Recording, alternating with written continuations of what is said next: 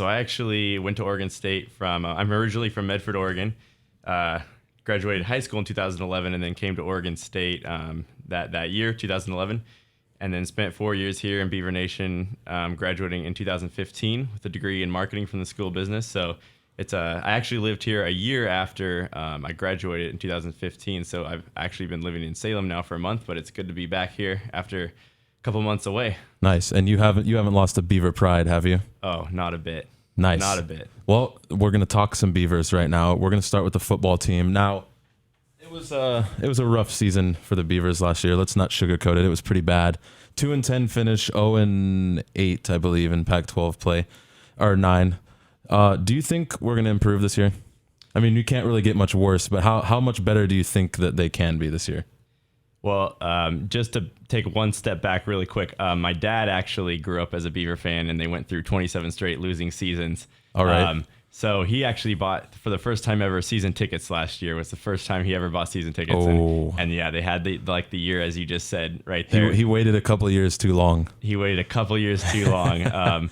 But like you were saying, I think that, you can't be pessimistic at this point. You have to be optimistic after a building year, definitely with Gary Anderson coming in. You lose Sean Mannion, who, regardless of what people say, Sean Mannion was kind of like the center of that offense. He'd been there for 4 years. You can't really trade in that kind of experience and then expect to just have somebody at the helm right away leading a team. So I think last year, statistically, it was pretty awful. There wasn't a ton of really bright points throughout the season.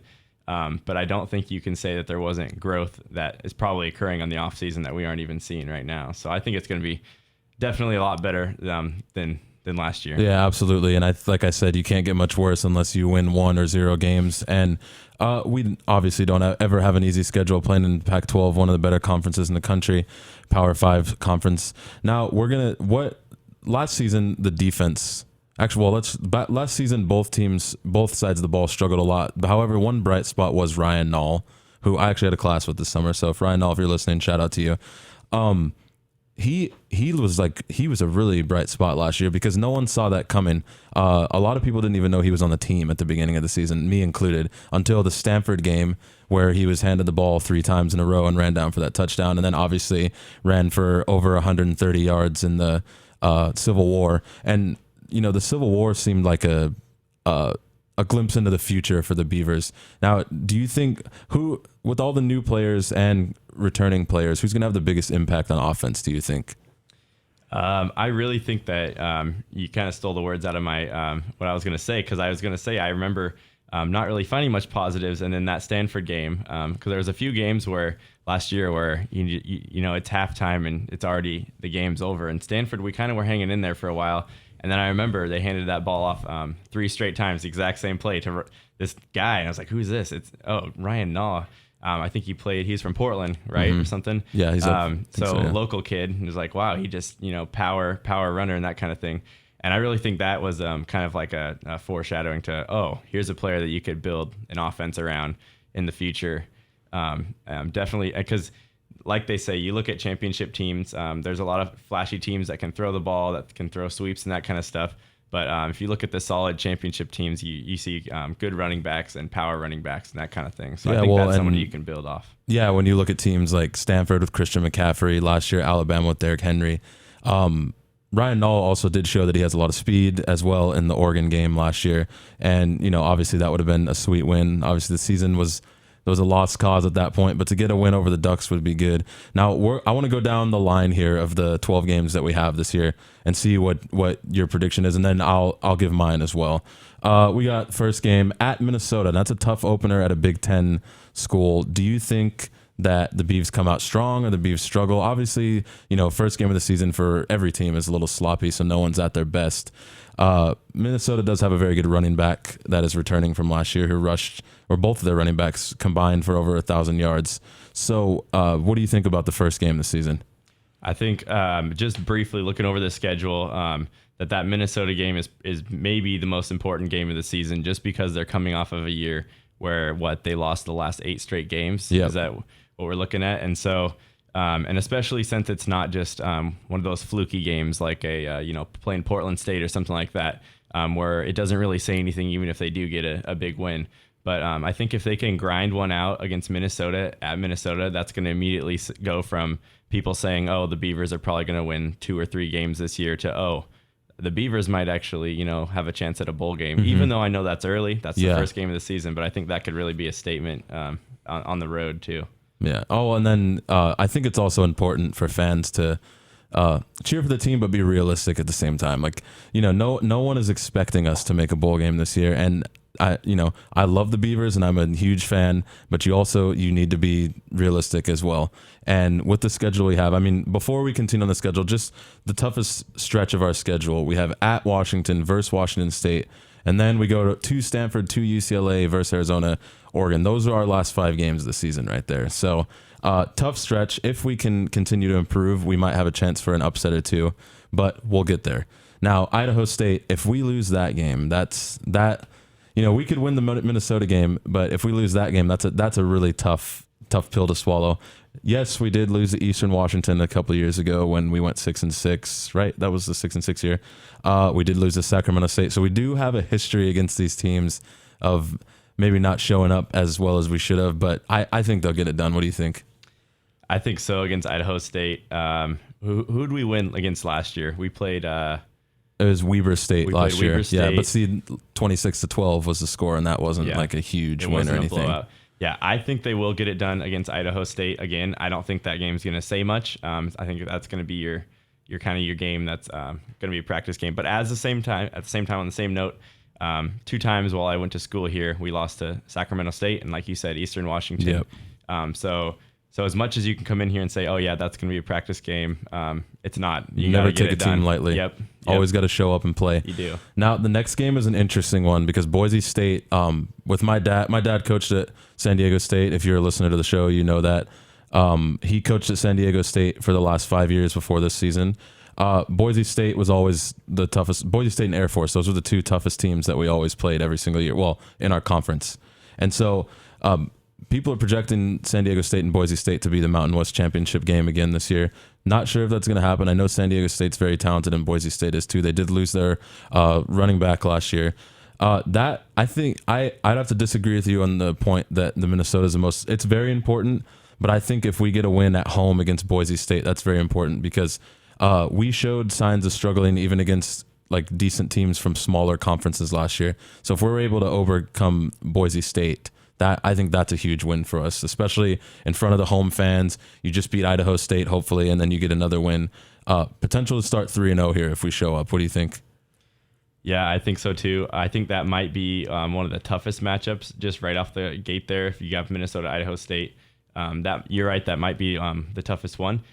Oregon State and Boise State have kind of, I feel like in the last, if my memory is correct, in the last decade or so, have had a few of these where they play in those first 3 games. Mm-hmm. And I don't recall one where it's been, super one-sided. I feel like they've been kind of dogfights to the end because neither team, Boise State always kind of has that chip on their shoulder of people doubting them and that kind of stuff, even though they're a good football program. So, yeah, you might be right that might be the most important one there. And in general, too, not just Boise State. I mean, I can remember both times San Diego State played Oregon State these last 5 years.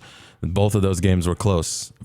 Except the second one, the Beavers won by 3 touchdowns, but they pulled away at the end. But it seems like when they were still, winning 9 games, winning 6 games, they would play down to their competition just a little bit. And that's not to say that, Boise State's horrible or San Diego State was horrible, but they're definitely in a smaller conference and a lot of people don't respect that. And I think Oregon State has been one of those people that hasn't respected that over these last few years. And I think that they shouldn't take Boise lightly when they show up to their stadium because Boise's been a proven team. Mm-hmm. Oregon State is definitely one of those teams that has over the last 10 years taken some, lost some games that they should have won. And maybe that's the attitude they're going in with. But I hope Gary Anderson is just saying, hey, every single game, nothing's a given. Absolutely. Now, speaking of nothing's a given, Colorado. That everybody felt like last year, if we were going to win one game in Pac-12, it was going to be against Colorado. Now, they are an improving team, as we hopefully will be this year as well. We gotta open up Pac-12. The Beavers have to open up Pac-12 win with that one because even though it is at Colorado, that would be a very bad loss to start off Pac-12, just because it was such a bad loss last year. It'd be a very bad loss, but it'd also be a really great win also, because it'd just be nice to see a 1 in the win column in the Pac-12 play, which we haven't seen since 2014 at this point. So a win in Pac-12 play. I don't know if we beat Colorado in 2014, but to get a Pac-12 win under our belt would be big, starting off there. And if we already had a couple wins previously in the season, I think that would add a lot of confidence to a group of players that really have not been around much other than a season where everything seemed to go wrong. Yeah. So I think that would be big. No, absolutely. Now moving on to the next game, the next 2 games. Well, first we have a home game against Cal. Now Cal lost Jared Goff. Obviously, he was the first pick in the draft to the Los Angeles Rams. They also lost their leading receiver. I cannot think of his name off the top of my head right now, but he's gone as well. That's a huge loss for Cal, who I think is going to be down for a couple of years before they're able to build their way back up to what they were able to do last season. They started off strong last season, didn't finish necessarily super strong, finished with a 7-5 record, but I think that's a chance that we have to take a Pac-12 game as well next year too. If we have all our pieces working together, we still have a lot of unproven talent. So just like a disclaimer before we make all of these, this is assuming that we're starting to get in stride with everybody now. Yeah. The Cal, we're looking at that Cal and Utah stretch. And I think the fact of the matter is that it's Pac-12 football, regardless of who you're playing. Players coming out of high school, I mean, if you get recruited by a Pac-12 school, you're an elite player coming out of high school. And so these aren't players that have, who have thrived in mediocrity or anything like that. They're coming out and they have mentalities of winning coming in. So regardless of if a school is building or if they're having a good season or not, it's anybody's game. And I think those middle games are really where it is anybody's game, because that's where a team either gets a little too confident or a team realizes, okay, we got to turn the season around at this point. So yeah. Those are crucial too. Absolutely. And Utah is the next game, also at home. So we have 2 straight home games again.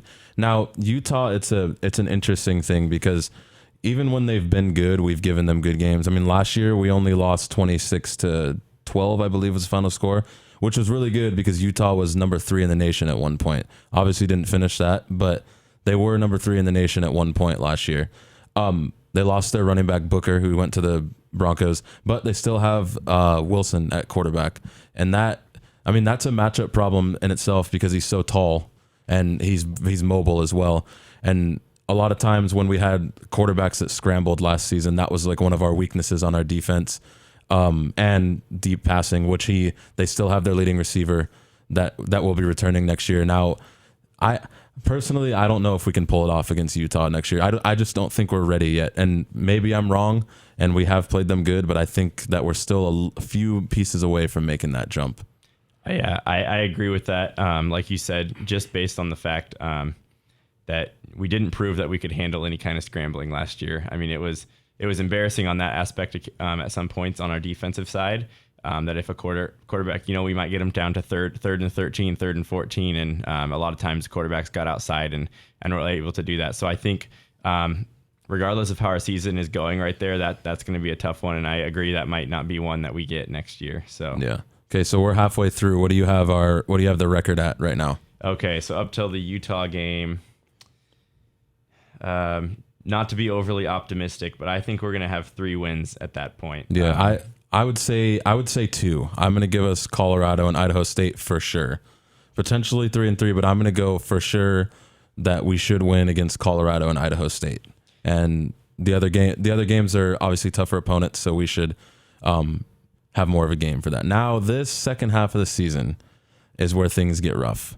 We'll just start off with one at a time. We go to Washington, who a lot of people are actually picking to potentially win the Pac-12 this year, which is which is interesting, because they've been, a middle of the road 6-6, 7-5 team for a good portion of the last 6-7 years. So I don't see Washington making that jump, to be honest with you. They got a bunch of good recruits, but if they are as good as they're saying they are, and we never play good against Washington, I don't know what it is. Even that year when we went 9-3, we lost by 43 points to Washington. I think we gave up 70 points. So I don't know what it is with Washington, but if they're as good as they're saying, and even if they're not, we still haven't proven that we can beat them. I just don't I don't like our chances necessarily at Washington, especially for that game.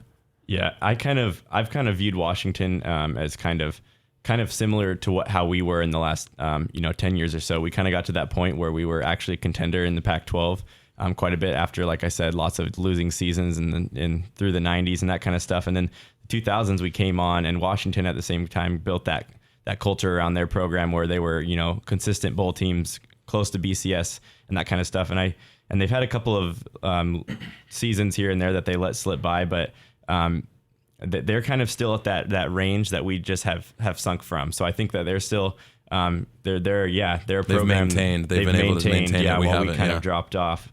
And so I think that we got to play tough against them, because I think it's hard to live up to those preseason predictions, but Absolutely. I think that Washington's one of those schools that he doesn't really care what other people think a lot of the time. So no, and I think that every team should adopt that mentality, because a lot of people are giving the Beavs 3 or 4 wins as a good year this year for them. And I think we have the potential, and like I said, if we can pull out a few wins early, that's good for us, because this last part of the schedule is obviously our toughest part. So we move on to the other Washington team, Washington State. Now, like as I just mentioned earlier, when we struggled against air raid offenses, and this Washington State is a definition of an air raid. They have been since Mike Leach took over. Luke Falk was the quarterback last year, is going to continue to be this year, and I can't remember the guy's name that broke his leg a couple of years ago. Yeah, I should know his name. I should know his name. I Uh-huh. can't think of it. But regardless, Mike Leach has done a good job of turning this program around when no one thought they would. I mean, they lost to Portland State to start the season last year. Portland State actually had a good year, but regardless, Washington State shouldn't have lost him. Everybody was calling for Leach's job. They were able to pick it up, and they look like a team over these next 2 years at least that's going to be maybe not the top, but top half of the Pac-12. What do you? If I had to pick an upset though, I would go with one of these next 2 games. We'll get to the second one in a second, just because we tend to play these teams good, which is not always good. Sometimes we should beat them, but we tend to play these teams really good, and I think we have a chance against Washington State, especially being at home. Mm-hmm. Washington State beat the Ducks last year, didn't they? Yes, they did. After losing to Portland State at the start. Double overtime. I'm going to give actually the benefit of the doubt on this one. Although I always enjoy us beating Washington State, because it's one you don't want to lose. I'm going to give the benefit of the doubt to Washington State, just because they're one of those up and coming teams, and they're one of those teams that have been bottom dwellers for a long time, not given benefit of the doubt. But running that air raid offense, they can put up a lot of points real quick. And I hope by that point in the season, our defense has come a long ways from last year. But I still think that's going to be a game that we might lose right there. Yeah, see, I mean, there's a lot. Obviously, our whole team is a question mark. Excuse me. But defense, I think, is our biggest question mark, just because we were not able to stop a lot last year. We gave up 5. I think we gave up 5 yards a carry throughout the whole season, which is 2 runs and you're at a first down every single time you have the ball. So it's tough when you look at our stats from last year, but it's also kind of I don't know the word I'm looking for. Happy, I guess. But you see, we hired Clune, who's going to be who is a proven coach. We lost Sataki, but we didn't have a good time with him. I just think it's going to take time for Gary Anderson and his staff to get his recruits, and I think we'll see a little bit of that improvement this next season. Now we're going on to the next game. We're at Stanford. Now this is what I said that week. I could see an upset, and I know whoever's listening thinks I'm insane when I say that, but the reason I say that is because if you look at the past, since I've been here at Oregon State, when Cody Vaz had to sub in for Mannion that one year, if he doesn't run and fumble, I don't know how he fumbled that ball, but if he doesn't run and fumble that, we win that game. We were up by a touchdown. And that would have been a 10-win year. Yeah, and then we would have won 10-2 that year. We should have won that game. And then I look at years like last year. We were 2-10 last year, but we stayed with Stanford until the fourth quarter. We were within 8 points of Stanford until the fourth quarter. Obviously, Stanford stepped up, but just for some reason, no matter how good or bad we are, Stanford and the Ducks, sometimes just because it's a civil war, are the 2 teams that we always play our toughest for whatever reason. I don't know what it is. So if I had to pick our major upset next year, I would go with Stanford. Yeah, I agree. I think one of the weirdest things about last year was all through my college years, it seemed like we always had an upset. There was a couple of times we were able to storm the field and that kind of stuff, and there always was that game where, regardless of the season we were having, we got the win. And I think last year we kind of didn't see that until the very end with the Ducks, and it kind of was So that spark close. of hope. My dad always talks about the old days when Dee Andros was the coach at Oregon State, the Great Pumpkin. How it didn't matter what was happening. The Beavers always found a way to beat the Ducks every couple of years, regardless if the Ducks were good, the Beavers were bad. It was that kind of mentality that just like, it's created such an important rivalry in the state that game's always competitive no matter what. Absolutely. So next game at UCLA. Sorry, Beaver fans. I don't think we stand a chance against UCLA. We lost 41-0 last year.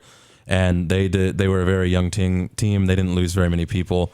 That quarterback that they have is going to be a standout. I mean, there's not much to say here except I don't think we're going to win that game, especially being in Los Angeles. Yeah, Los Angeles that's the Rose Bowl. That's a tough place to play no matter what. They're going to be selling out next year if they're as good as advertised. Mm-hmm. Just to keep it short and sweet, since I've already given Oregon State the benefit of the doubt on a few of these here, I don't think UCLA will get that one either. No, I don't think so either. So we'll move on to Arizona. Now, this, of our last 6 games, I think this one is the one we have the biggest chance to win. Just because, same thing as Washington, Arizona, well, not the same thing because they're not. They've kind of been middle of the pack as well for the good amount of the last few years. Now, they are an improving team, and they were young a little bit last year, but they also did lose Scooby Wright to the NFL, who was a great player for them.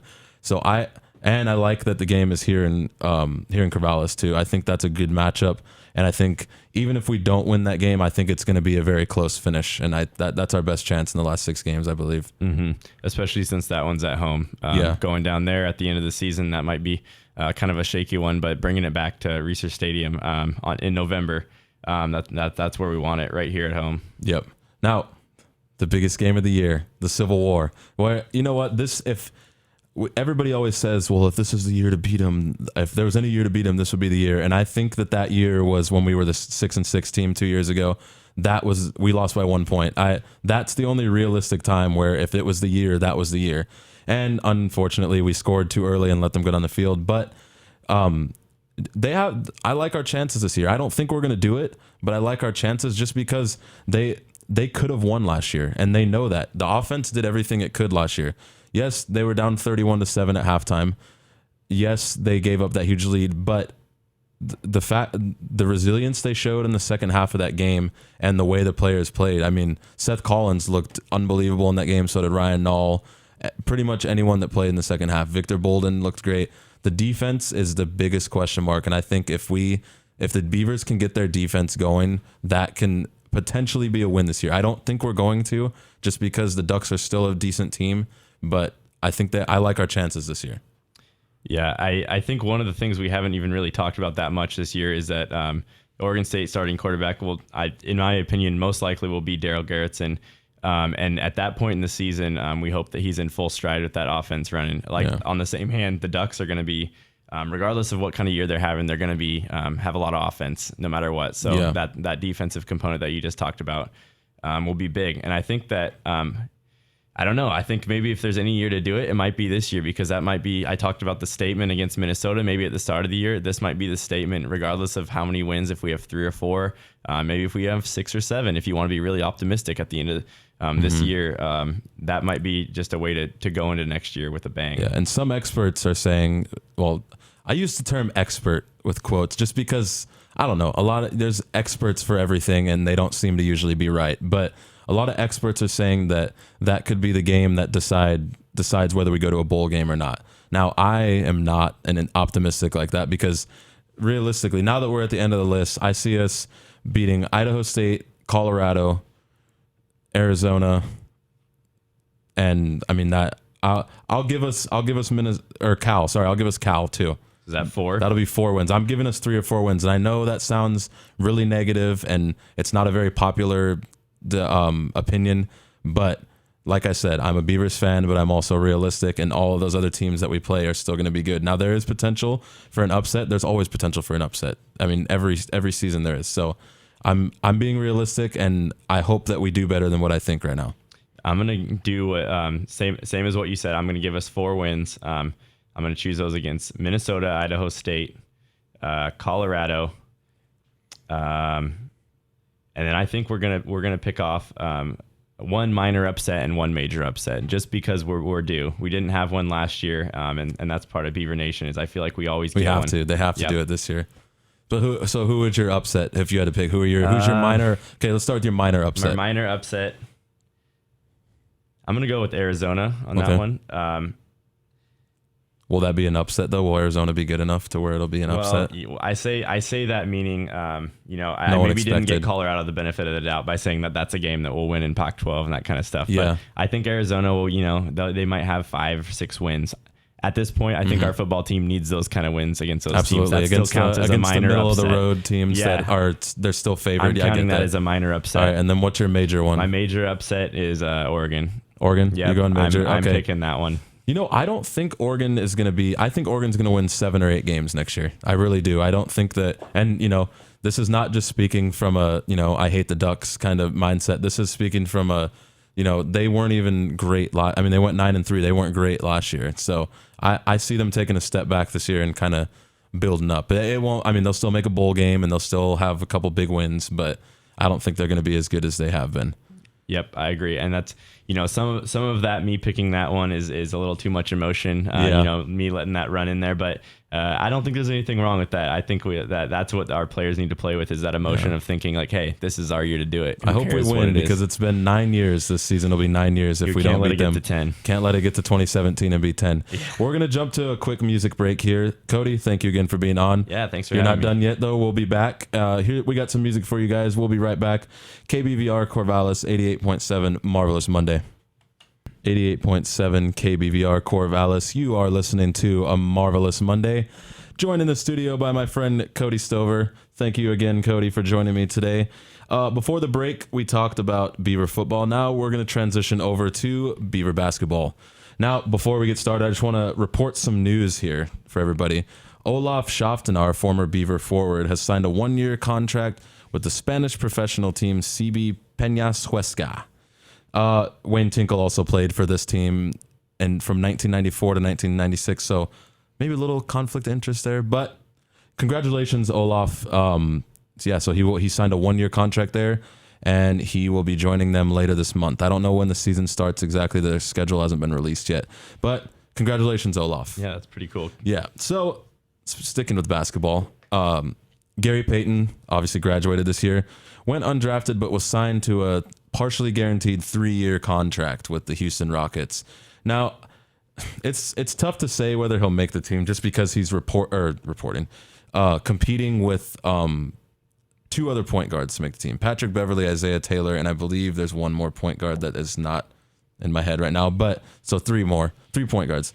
But he did show signs of life in summer league, so that was impressive to see. Now, the hardest thing is going to be replacing him next year, and a lot of people, there's a little mixed reviews. A lot of people think they're going to take a step back. Other people are like, no, they'll be better because other people contribute. What do you think about it? Well, first off, Gary Payton was an amazing player, a lot of different facets, and I hope he does succeed in the NBA. I really, at the end of the season, was pretty optimistic about this next year coming in, and that's because we had Derek Bruce, who showed signs of life during the end of last season. He now has transferred, I believe. I forget which school he transferred to. Northwest Florida State. State. And I just briefly, I know he's a player that doesn't exist on our program anymore, but I saw Derek Bruce as kind of a Brandon Cooks type player in that he's the little guy with something to prove, and he had that kind of swag that he brought to the game, that he wasn't afraid of anybody. And so I thought Derek Bruce was going to be a replacement for Gary Payton, maybe not on the athletic side, but they need someone else who can step up like that and who's not afraid of anybody, who goes out there and knows that they have a role to fill, but isn't afraid to live up to the big shoes that they're going into. Yeah, absolutely. And just, I don't know if you heard, this summer, Wayne Tinkle interviewed with Second String Sports show here on KBVR. Shout out to Jake McGrady and Logan McGinnis. And he talked about how Derek Bruce was not a troublemaker, but kind of isolated himself from the other freshmen and didn't make the best decisions and had a few academic things. So I do miss Derek Bruce, and do not quote me on any of that stuff I just said. I have respect for Derek Bruce, and I don't know him at all. So if that's not true, then I'm sorry. I'm just saying what I heard from Wayne Tinkle. But if that was the case, then, you can't have stuff bringing team chemistry down. And it's unfortunate that that happened, but it did happen. Now, he did step up, but he will be missed. And I think I'm of the mindset that we're going to have more players step up next year. Drew Eubanks had an unpolished game last year. And it was tough to really get him going. And you could see that when we were in the tournament against VCU, he got out-muscled by the guy on VCU. With a little more improvement and a little bulking up for him, I think that he has a chance to be one of the most athletic bigs, not only in the Pac-12, but in the country, potentially, if he puts his mind to it. And I think that they'll have a good team next year. Yeah, and Drew Eubanks, a guy who actually came into Oregon State, going to play baseball as well. So obviously just a raw athlete. And I think the fact that he was able to start that early in his freshman career, when they saw him kind of as more of a guy that might develop, was pretty cool to see. And I agree. You could kind of tell that he was frustrated a couple times, especially in the tourney and that kind of thing. But you can also tell that he's one of those people that just hates to lose. And so I'm sure he's working hard this off season to come back even better. Yeah. All right. So we're kind of running out of time here just a little bit. So we're going to jump. Quick prediction. Will the Beavers get to the NCAA tournament again next year? I think they will. What seed? I think they're going to be about the same. Maybe even a little bit. I think last year they got very generous. Yeah, I saw them as more of a 12 or 13 seed. Mm-hmm. So I would say maybe a 12 or 13 somewhere in there. Trace Tinkle, he's just going to be better. Stephen Thompson Jr. is going to be better. And those are really guys that you can build a program around. Yeah, well, and people forget how young our team was last year. I mean, we had two freshmen in the starting lineup, and we're only returning. Or I mean, sorry, we how many starters? We lost Gary Payton second, Olaf, Jarmal Reed, who wasn't a starter, but Langston Morris Walker was a starter. So I mean, just down the list, there's 6 seniors we lost. Now, given only 3 or 4 of them played a lot, but it's hard to replace that. But people forget that all the young guys were also in the rotation too. And Stephen Thompson was very clutch for us last year. I mean, the Utah foul from half court, the last second shot at Washington, where he may or may not have traveled. We'll let that slide. So, but my prediction really quick is that we will get an 11 seed in the tournament next year. So sticking with basketball, we're going to move on real quick just because we're a little short on time right now. You're a Blazers fan, correct? I am, yep. Do you like what they did this offseason, or do you think they needed to bring in more people? First, the very first thing was I was kind of like, Evan Turner, like where is this going? We traded Evan Turner, and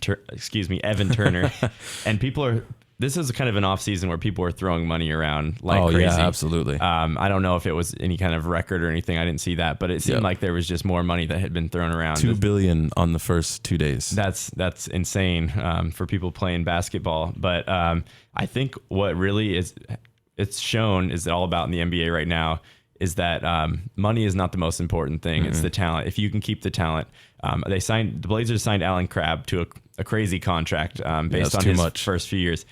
Maybe it was too much, but at the same time, why spend all this time and money? Time is the most important thing. You spend all this time in a player who's now starting to develop, and if you're just going to let him go because you can't afford his price tag, even if it is a ton, I think that was a smart move, and I hope it pays off because I think Alan Crabb could be a great player for their team, and I'm glad that they did put the money to him, even though it was quite a bit. Yeah, well, see, my argument against Alan, I don't love bringing in Evan Turner, but I do if you don't re-sign Crabb, because now you're paying Crabb more money and he's not going to start, which a lot of people don't think that'll cause problems, but the money being thrown around with like players, I mean, just on the Celtics, this was my team alone, Tyler Zeller, who is probably not going to play at all next year, is going to make $8 million, and Isaiah Thomas, who is an all-star and an up-and-coming star, is making $6 million next year. So this kind of money thing can be an issue in the locker room, but that above all else is that everybody's saying, well, Alan Crabb could be good, but Evan Turner is good. He proved that on the Celtics for the last 2 years. He had a little bit of a rough start to his career, but he proved that on the Celtics last year that he can shoot, he can pass, he can play defense, and above all else, play defense. And Alan Crabb is a good shooter. He's a decent defender too, but he's not like a lockdown defender. And that is my argument against giving a guy $75 million over 4 years, just because, like I said, Evan Turner has proven what he can do. at the high level, and Alan Crabb is all about potential. So hopefully it works out for the Blazers. But the other move that I love by them is bringing in Ezeli, because they got him for cheap. 3 years, $16 million, I believe, and the last year is not even fully guaranteed. So the fact that they got him to sign a contract like that also shows what you were saying, is that players care about money, but they also care about winning. And for example, Greg Monroe going to the Bucks last offseason, no one expected that. And obviously they were terrible this year, but it just shows that players are more about winning now and getting their money. So and Festus Ezeli brings in that championship caliber experience, which is something they needed as well, because the Blazers are so young. They showed that they can be hot. They show that they can make a run. But at the same time, they need that experience. So I think that Festus Ezeli was a great pickup right there. Yeah. So, okay, I have to ask this question because a lot of Blazers fans hate Myers Leonard for whatever reason. Maybe because he's a big man that stands out there and shoots threes. I don't know. I personally don't think he's a bad player. I don't think he's a great player either, or that his contract was warranted. But 4 years, $41 million for Myers Leonard. Are you a fan of Myers Leonard? I'm in the middle. I want to see some more results, but I do agree that he's gotten an unfair rap from some people. I think people, when they see that kind of money go up, they want to have proven results already. They don't see as much the proven results that might come in the future. And I think that's I want to say one thing. Some of these offseason trades are over my head, and I'm just like, what are we doing? Why we're getting Evan Turner? People thought we were getting Dwight Howard. Some people even thought we had a chance at Kevin Durant. And so when you look at Evan Turner, you say, what? And the thing is, say if we went back 1 year from now, in the summer, nobody expected anything. Nobody really knew who even was on our team. 26 wins last year. And so when you have any kind of doubt as a Blazers fan, my advice is to just look at what Terry Stotts has been able to do and just trust that the guy does this for a living.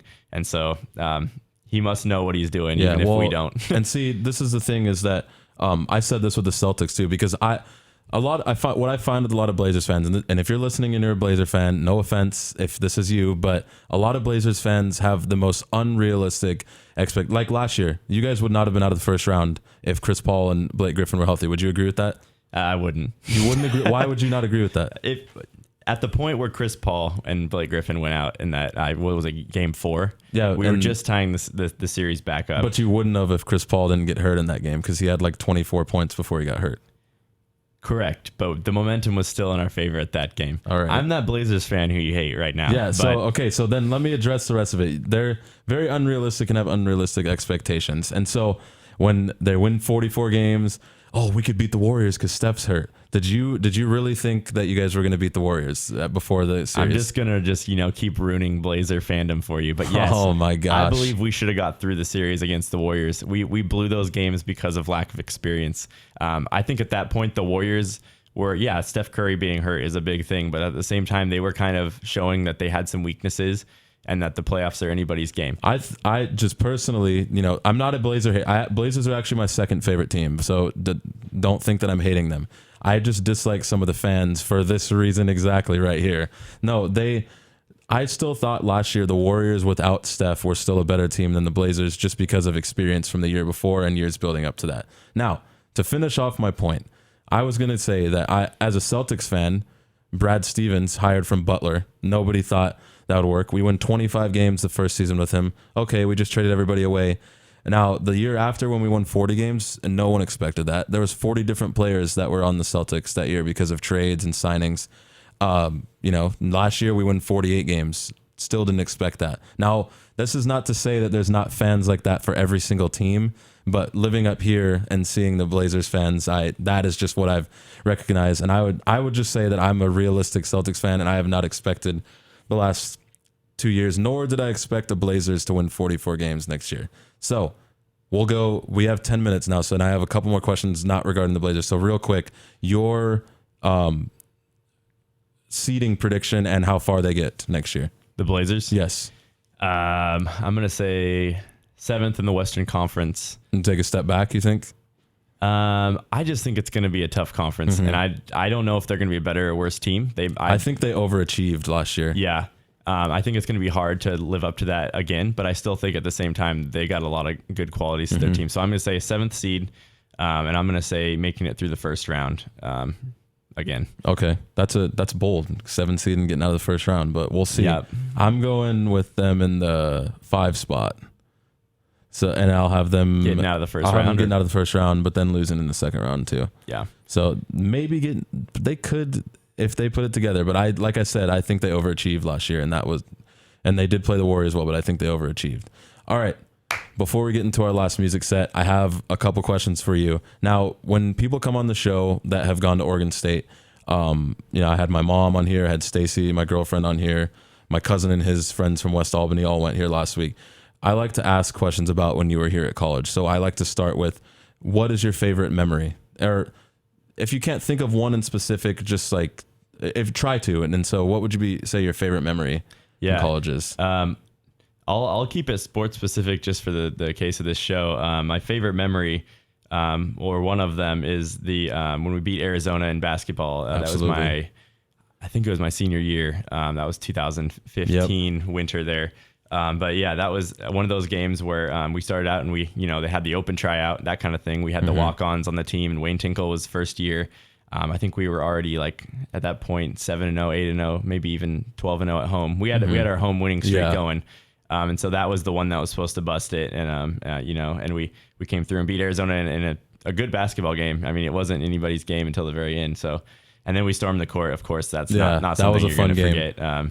People falling down everywhere. And absolutely. It was a good time. No, that was awesome. That was a lot of fun to watch. And it was really, our highlight of that season. I mean, we had a lot of highlights, but that was the highlight of the season. Now, next question I like to ask is, if you could go back now to talk to freshman Cody Stover, what would you tell him? What advice would you give him, and why?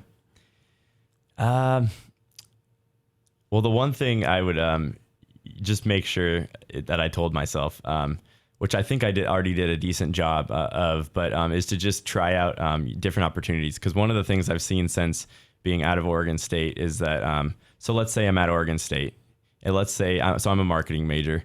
Let's say I want to do something completely random, join like an agriculture club or something. I could have done that. I could have done it.